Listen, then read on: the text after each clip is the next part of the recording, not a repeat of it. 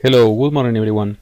Today we are going to review how to filter signals and optimize trailing stops. As an example, on this chart we have reversal signals. As we know, these are overbought and oversold signals, and if we don't filter them, they may produce low performance when the market is not trending. So we need to use some kind of filtering. Later we can see different options to filter using each one of these lines. But as an example, let's view a market replay example. Here we are filtering the signals with the slope of the red line, which is a linear regression. As we can see, the first trade was very good, with very good opportunities to trail stop, and then we have two more trades but with very low possibilities of a good profit. Now we are going to review how to optimize the trailing stop to get the best performance on both trades, the good ones and the mediocres.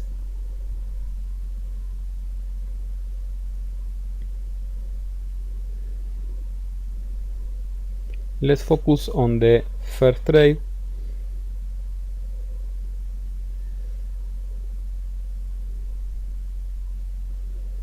Here we are using a trailing stop of 12 ticks on the second position.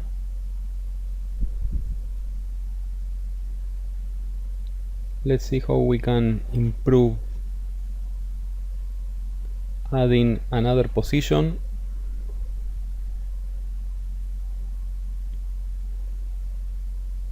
With a bigger target and also a bigger trailing stop. Instead of 12, let's use 15 ticks.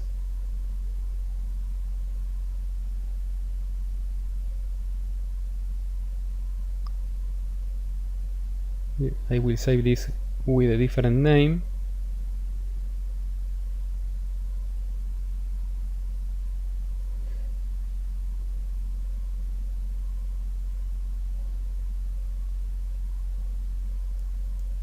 Select the new ATM, configure markers to use this new ATM, and let's see how this works.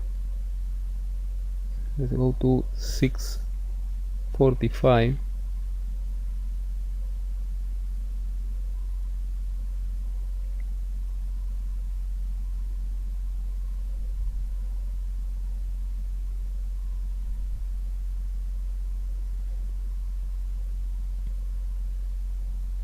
We have the first target.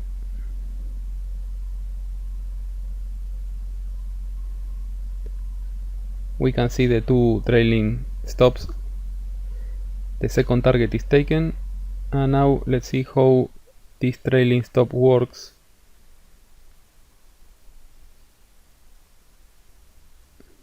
This pullback was too big, so we can increase the position with a bigger trailing stop on the next one, or we can change our current configuration using the first position as a trailing stop. Instead of using a small target, let's use a 20, 50 and 100, and we also replace the trailing stops on each one. We leave 12 ticks on the first, 15 ticks on the second, and on the last 17 ticks. So we have 3 different trailing stops for each position. We save this with a new name, 3 contracts, 20, 50 and 100 with a stop of 15.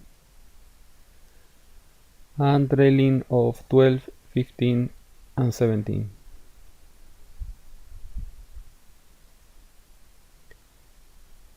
Select the new ATM, click on the markers toolbar and replay.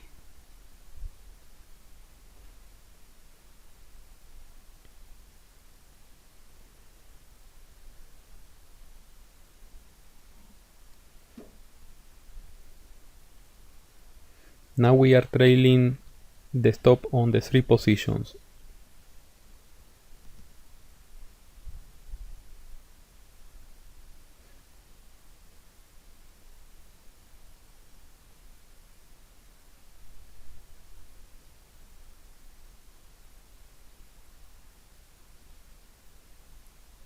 Our last target is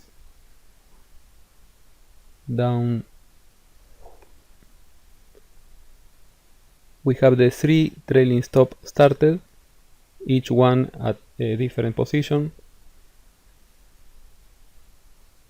At 12, 15 and 17 from the best price reached, we get target 1, and now we have 2 trailing stop remaining. Let's see if they survive the pullbacks.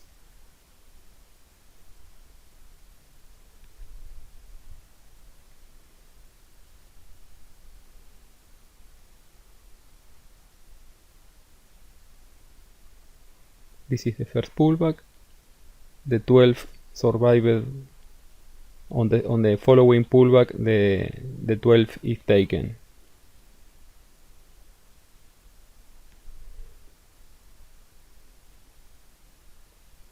Here we lost 1 position.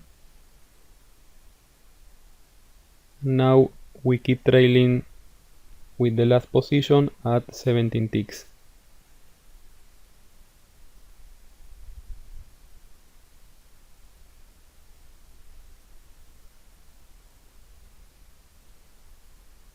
Another pullback. Our current stop is at a better price than our last exit, so it was a good decision to use this trailing stop. Another pullback.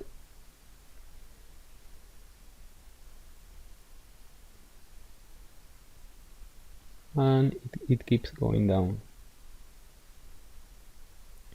We have a possible reversal, and we got last target at a 100 ticks. Now we can check if this new trailing stop configuration doesn't affect the performance on the mediocre trades. On this trade we only get the first and second trailing stop. The last trailing stop has not triggered, so it will finish in a loss. So it is stopped out. The net result was a negative. Another short trade. This was also a mediocre trade. Let's see if we can get at least 1 target, trailing the first, second and the 3 positions. So all the trade was positive, so it was a positive trade. So as a net result, the bigger the trade size and the bigger the spread on our trailing stop, the better the results. So as we can see, using filters we can optimize the performance on any setup that paints many signals. And the most used logics to filter signals, we can choose at least these 5 lines.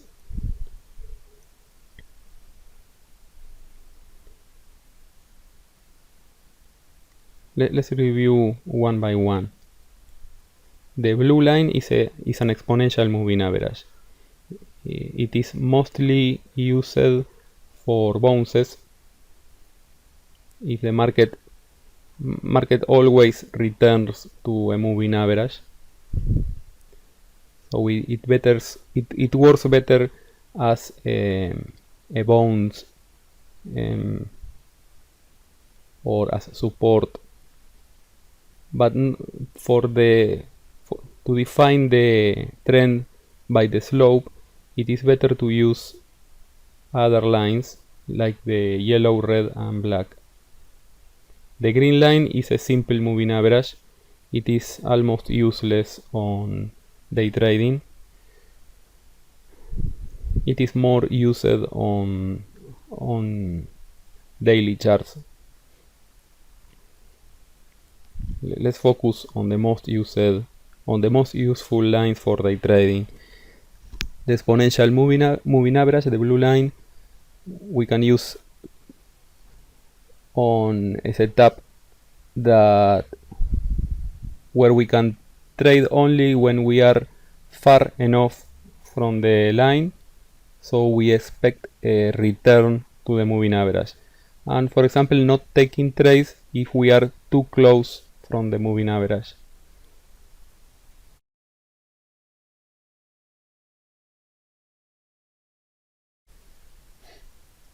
Now if we look at the slope, this red dot, for example the short signal, we can see negative slope on most of the lines, but for the blue it is almost horizontal, and it has a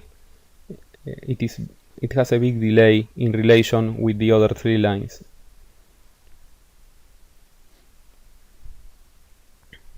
All these lines are using the same period, so we can compare all of them with the same settings. We are using the T3, HMA, EMA and linear regression with a period of 34. The HMA is one of the fastest moving average. It is very useful to detect when there is a trend change. When the slope changes from positive to negative, we have a well-defined point, but on these small pullbacks we can see that it is almost horizontal.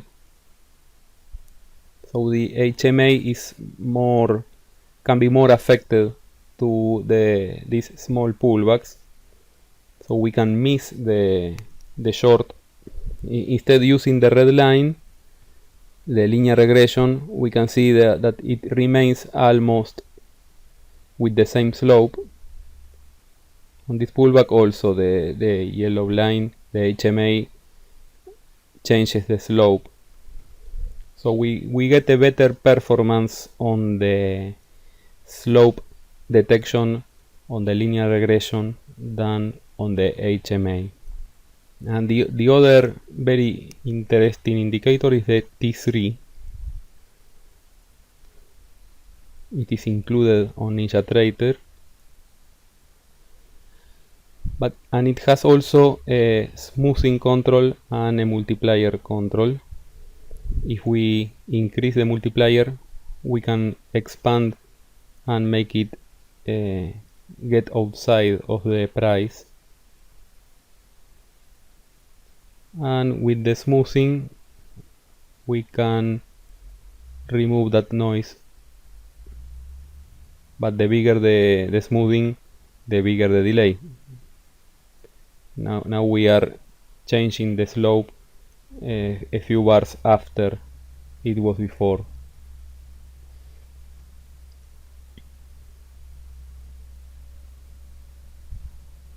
Anyway, if we are going to use it as a slope detection, we can see that the small pullback has not affected the slope. So this long signal is not taken because the slope is negative, neither that short. It will take these longs and these longs. Then the slope is horizontal, so we are filtering all the signals. On this last part, we are taking these shorts because the slope is negative. If I have to choose by results, I prefer using the red line, the linear regression, which is the one that we saw on the previous example on market replay. It is very easy to configure because we only have one parameter.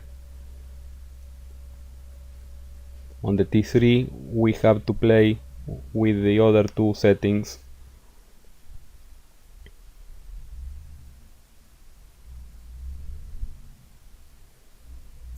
Hope this has been useful for you, and if you have any question, please post below this video. Thank you everyone, bye bye.